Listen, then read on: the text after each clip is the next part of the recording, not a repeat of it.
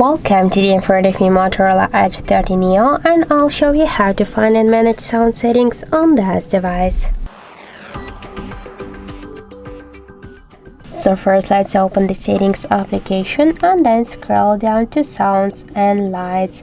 Here we'll see media, call, ringtone, notifications and alarm volume panels, and just to change the volume you should hold and swipe the dots to the left or to the right side with our finger. Here we can also activate the Dolby Atmos. We can set the don't disturb mode. We can turn it on or turn it off to set the shadow start and the end time of the don't disturb mode. Also we can just allow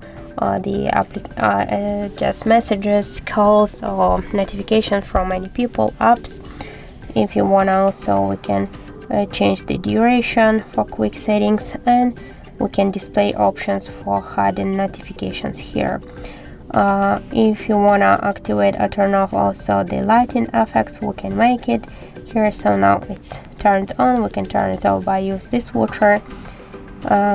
We can also synchronize the ring vibration here. Increase talk all. We can also reduce noise for VoIP calls or IP calls. They reduce noise during recordings and to remind when a recording will be started. Also we can use here the multi-volume options, so we can turn on or turn off this option. We can change the ringtones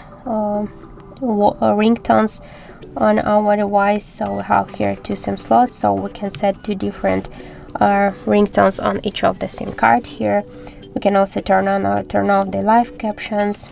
We can also pin the media player in quick settings and to show the media recommendations. Also we can turn on or turn off vibration for calls here. We can use a shortcut to prevent ringing.